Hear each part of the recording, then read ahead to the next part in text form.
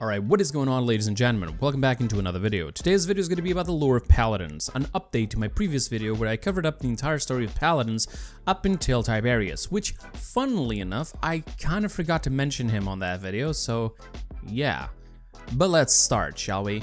And before I start, let's just leave a little disclaimer right here, right now, where before I even did the script for this video, I went and talked to a developer and asked them a couple of questions about some things of the lore that may or may not have been confirmed or are even available to be read on the Paladins wiki. If you did not know that, yeah, you can also go to paladins.wiki and actually just see the lore for yourself, but I'm going to be trying to make this as fast as possible and as entertaining and informational for all of you. So let's start. Long ago, there were dragons, and these dragons ruled the land, pretty much making every single other race fight for survival. Until one person decided it was a cool idea to try to train dragons and control them. Surprisingly enough, no, that is not the plot for the movie How to Train Your Dragon. This is just Paladins. Welcome. After this person learned to successfully control dragons, this person ended up being known as the first warder, not to be confused with the last warder, which is Imani. It's literally in her title. I mean, if you get that confused, I really can't help you.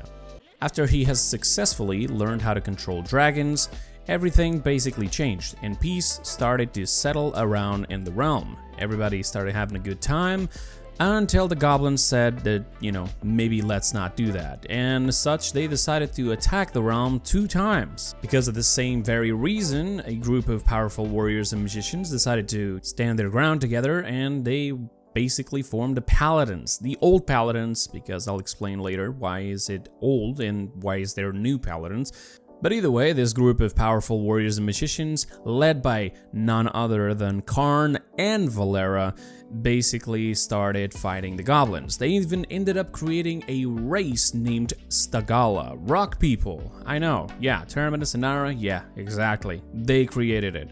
And thanks to this, they ended up changing the tide of the war, destroying the goblins. And no, this is also not the plot for the Goblin Slayer anime. I know, looks weird, but no, that is not the point.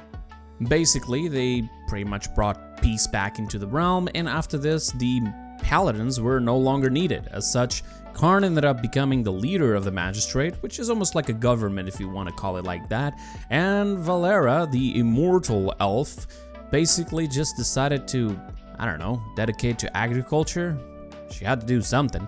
But either way, she disappeared out of the books for a while and everything seemed fine. Until someone decided to meddle with things they shouldn't, and they learned about the crystals. These crystals had powerful energy and magic and could be used pretty much for anything. You could just power a mining suit, maybe power the streetlights, power some nuclear weapons. It doesn't matter, it's all in the table. Initially, everything was pretty cool, but then, people started using these crystals for the wrong things, to build weapons, to destroy stuff, to power up animatronics, just the usual kind of bad stuff that you would do with crystals. As such, the magistrate's leader, Mr. Karn, decided it was a good idea to basically forbid everybody from using the crystals unless you were part of the magistrate. And, they started just going to house, just knocking on their doors, pretty much like Jehovah's Witnesses, and basically kindly asking for their crystals. And if they said no, then they kindly would beat the shit out of them, getting the crystals back to them. And as such, a lot of people got upset with this. Vora just stopped doing her agriculture or whatever the hell she was doing and decided to group up with a bunch of people who all seemed to be pretty mad at the magistrate. They did not like the way they were handling things, and they also didn't like the fact that they were forbidden of using the crystals. As such, the resistance was born. This resistance was later on called the New Paladins. Well, you can drop the new, but it's just for a little bit of distinction here so you guys can understand what I'm saying. But the resistance started gathering some new people, like people who used to be part of the magistrate, like Tyra, because she didn't like to, be part of the same group as Victor. But then again, we had some more people joining in. Some war started to settle in a little bit between the magistrate and this resistance, and some fights, other casualties started happening. One of the casualties was, for example, Terminus, who Vora ended up just gathering the Stagala back, and well, Terminus kind of died at the hands of Ash, and they brought his body back to the magistrate, revived him, but now controlling him. Shit, this reminds me of Naruto. Why? Goddamn reviving jutsu, whatever. Let's continue. So Terminus, now on the hands of the magistrate, being controlled against his own will, now it has to fight his family and his friends and etc. Pretty cool stuff, I know. This started escalating more and more, but before we continue this story, let's just cover one or two stories as well that just basically happened almost at the same time, some of them a little bit before, others at the same time, but let's get into it. The first story that I wanted to cover here was basically the city of Ceres. And yes, you heard it right, there is a city named Ceres. You might be thinking, wait, isn't that supposed to be a champion? Hold up, just wait a bit, you're gonna get your mind blown, okay? Just like the city of Ceres. Shit, I just spoiled it.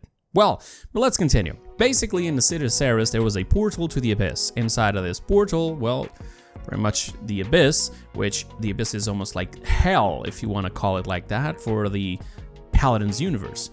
And, well, somebody from the magistrate was sent to try to deal with this. None other than Corvus, the daddy issues good-looking son kind of thing? I don't even know. Doesn't matter. Corvus and his special little dagger just went into the city of Ceres and decided what better way to close a portal than sacrificing people to it. And as such, he selected a random girl from the entire city, this girl named Abby, and when they went to get her to throw her to the portal, her sister, Sarah, decided it was not a good idea. Tried to fight back, but the magistrate basically just beat the shit out of her. As such, Sarah went to cry to the Church of the Pyre, and if you haven't understood by now, yeah, the Pyre is pretty much like heaven. At the same time, the sacrifice of her sister was happening in town, and everybody just gathered around and just watched a girl being sacrificed to the Abyss. I'm not even shitting you, this is real. But, well, they find out that they were being tricked after all, and the Abyss didn't actually want sacrifices, instead they wanted a vessel to control from the Abyss like a little puppet and pretty much destroy everything. As such, Abby, now transformed into the Oracle of the Abyss, together with the Abyssal Lord that came out of this portal, destroyed the entire city of Ceres. Thus, the Oracle now being named Ceres. So, there you go. But at the same time, two other people survived this entire destruction of the city of Ceres. One of them would be Corvus, because he apparently already had his crystal dagger from the Abyss back at the time, and also Furia, who was at the Church of the Pyre, where she just instantly received powers from the Angel of Vengeance. Basically grabbed a sword shotgun, like fucking radical, and then became the Angel of Vengeance. Now she wanders around trying to save her sister, trying to, just knock some sense into her. That is pretty much for the first story, which is the City of Ceres story. So you can see the, the Abyssal and Pyre sisters, whatever you want to call them. And now let's go into the Koga story, because there's also a little bit of an interesting part here. So, long time ago, a man who ended up basically losing his rights to the Ruby Throne ended up deciding to create, a group of thugs and murderers and assassins and etc. This group would be later known as the Thousand Hands. The person that created the Thousand Hands was Zen. And, well, Zen a long time ago was just wandering around doing his shit, stealing from people, probably killing some folks and etc. And this little kid tried to steal from him. Zen now basically thought, what a good idea that instead of killing the person who was trying to rob me, I'm actually gonna adopt him, he's gonna be my son. And on this same order of business, basically Koga ended up learning pretty much everything from Zen, including his loud footsteps, and, well, later on he was basically his little prodigy until one day somebody framed Koga, and out of nowhere Zen didn't even want to hear Koga's side and said, you know what, just kill him.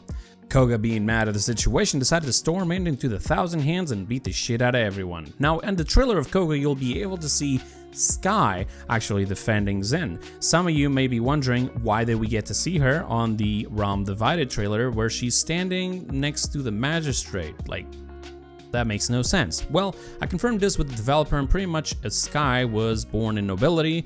Then she got the taste for blood because she killed somebody, started doing her own little thing, even ended up working a little bit with the Thousand Hands, just a little bit. And then later on, she caught the eye of Karn, and Karn decided to just, you know, reward her for all the good stuff she did and hired her to work side by side with him. So yeah, there you go. Now that's explained. Another thing closer to the present now is also happening. This is not a third story. It's more of like, let's continue the previous story, which is the Ascension's Peak.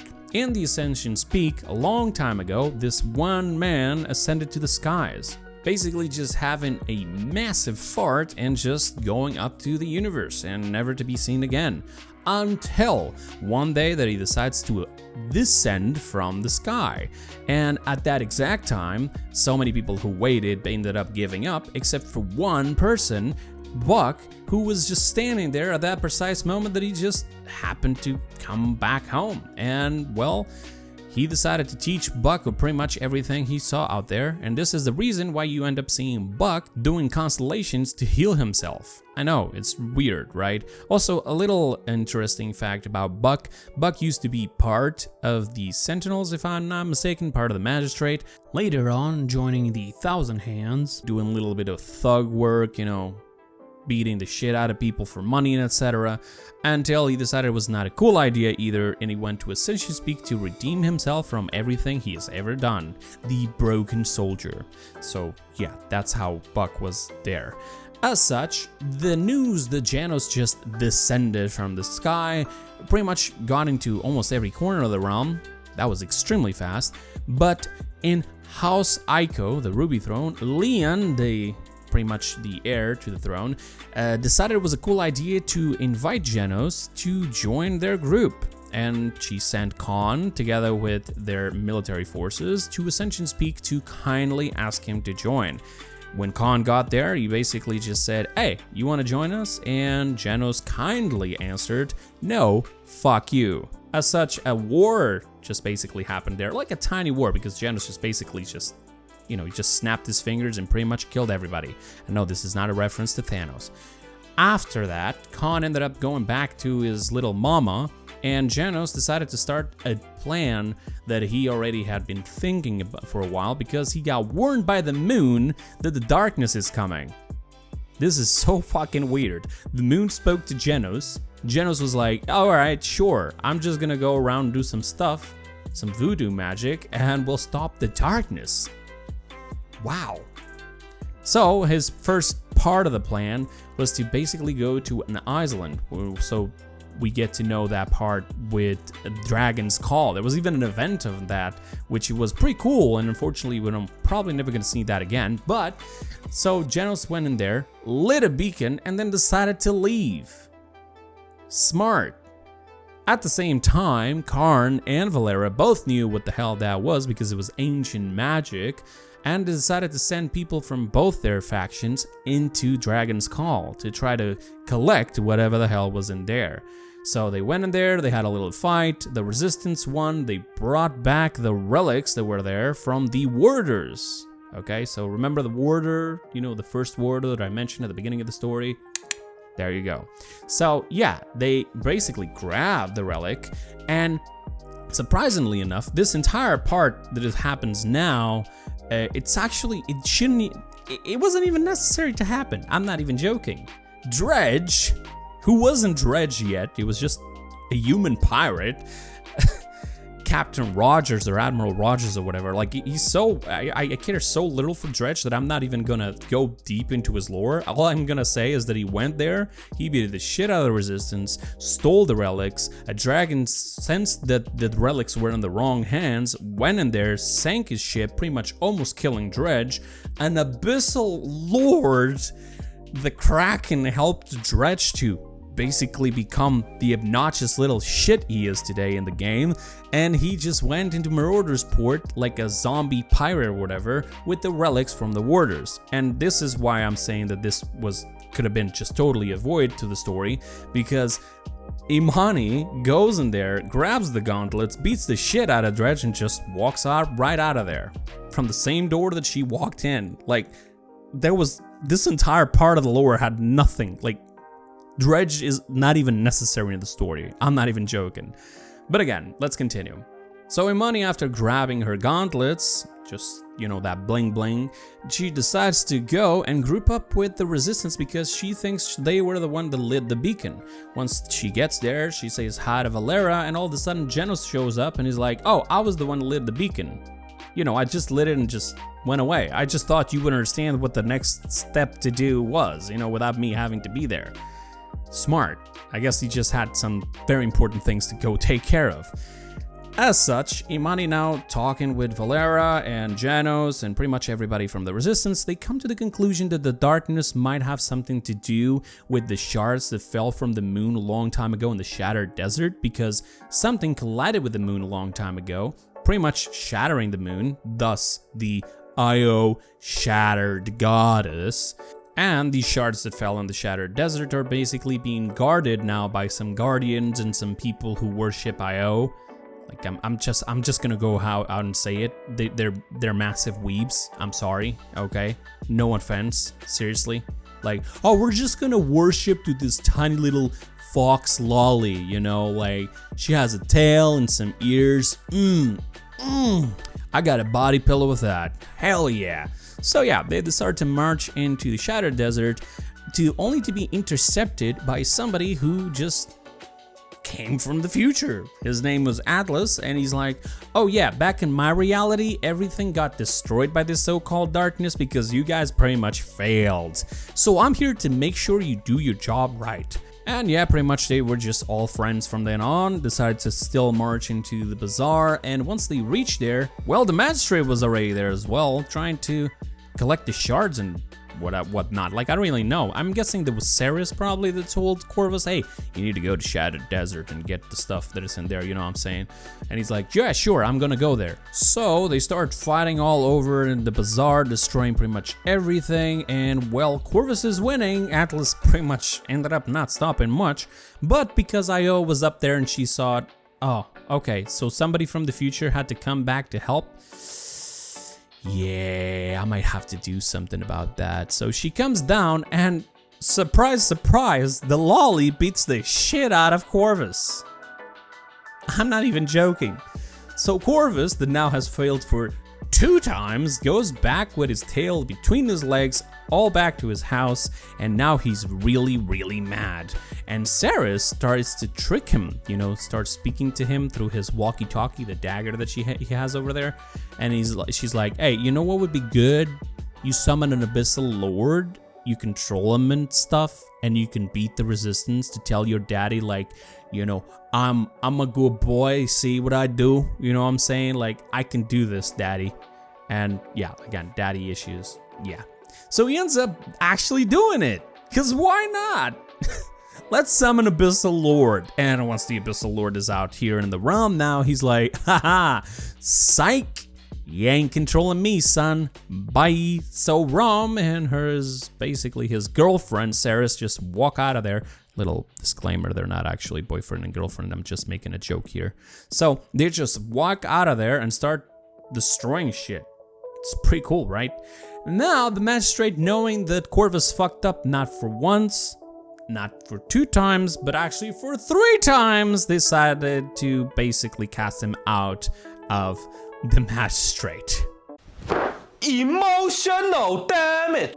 But continuing on the story, on the Shattered Desert, you know, there was another place, not just the bazaar, that actually had the darkness inside of a seal, and the guardians there were pretty much defending of all attacks that have occurred over time, and pretty much all the guardians died except for one, which was Vora. Vora being like, wow, you know, my goddess, I worship her, she doesn't come here to help me, like, I'm done with this, you know what I'm saying? So she opens up the seal, gets a power-up from Yagarath becoming corrupted, and now Vora and Yagarath go around the realm destroying everything. Fantastic. Also, since I'm in the order of talking about what, you know, stuff that could be part of the story, and I forgot to mention Tiberius last time. The reason why Tiberius exists is because back on the city of Ceres destruction, a legendary sword now basically just woke up and was like, you know what, I need a powerful warrior, so I'm gonna call upon a powerful warrior to help me, and then we're gonna beat the abyss, you know.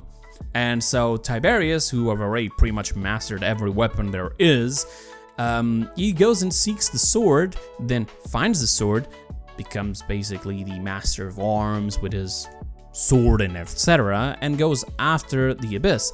Now the Ram is going loose. Tiberius clashes against Ram and tries to stop him. So there you go. Like, it's not even that important, honestly. It doesn't even stop Ram, okay? Just saying. So let's just continue. So Yagarath and Vora pretty much destroying everything everywhere. Atlas goes around asking aid for every single group that he can find. The Magistrate, House Ico, you know, pretty much the Resistance, the Stagala, everybody, and basically asking for help to try to stop Yagarath. And guess what? They still didn't manage to stop it. Everything being destroyed by now. So out of nowhere just appears a person that just as broken as it is in the lore is also in the game, which is Zan. She just shows up, beats the shit out of Yagarath, seals her back up, and says, "You fix your shit or I come back down and I'm gonna burn everything to the ground. Good, bad, shit, or wonderful. I don't care. Everybody's going to die." And so the Pyre Lord decides to go back into the Pyre, and now they have to, you know, pretty much fix everything. And Karn, who was the leader of the Magistrate, decided it was a good idea to not be in charge anymore. As such, he gave the key to the realm to Leon, the heir of the Ruby Throne, you know, from House Ico. Everybody being like really happy. Oh my god, Leon. Fucking auto-aim, bitch. Leon is now our new leader, yay, everybody really happy and shit, but at the same time that this was happening, bad stuff were happening under their command as well, which was pretty much the oppression of this race named the Squadrons. And the Squadrons, you probably already seen some of them. You got Vatu, we got Talus, and we even have the skin for Ash where she's a Squadron. There is a bit of lore there as well, alright? But yeah, they pretty much just beat the shit out of the Squadrons and some others, you know, like Thousand Hands, etc. Because Zen was supposed to actually be an heir to the Ruby Throne, but due to some complications, he basically just got outcast and did his own little group because, you know, he was like, oh yeah, then I'm gonna do my own group with bitches and everything, you know? And so yeah, that was Zen pretty much. Now, together with a bunch of others, now fighting against House Ico. I believe that the Resistance is still not, you know, undone. The Resistance is still fighting for their rights and, you know, to deal with this type of oppression that now House Ico is being responsible for. But pretty much this is the story so far. I mean, I didn't cover pretty much some of other champions like Makoas and Grovers and etc., but they're still in the lore. Like, for example, Grover ended up also helping back in the Goblin War and everything.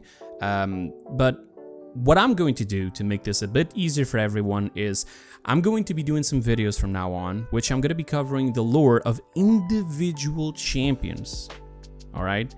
I could do a little bit like a better video where I just talk about all the Magistrate elements, the lore of all the Magistrate, or maybe like all the lore of all the nature characters related, like, you know, Grover and etc., or Willow.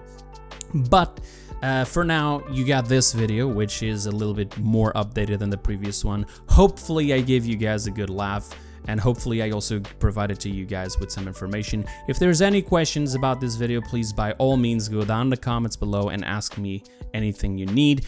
If you just want to go and read the lore by yourself, there will be a link in the description as well for paladins.wiki. But pretty much this is done, and I just want to give a huge shout out to Nico Ergosam, which is one of the developers of design on Paladins, and he helped me out a little bit for 2 times now when it comes to doing the video of the lore. So thank you so much, and thank you so much you guys for watching this video. So don't forget to share it with your friends if you feel like they need to know a little bit more about lore. And that's pretty much it. I hope you guys are all having a fantastic time. I'll see you guys next time, and until then, have a wonderful time.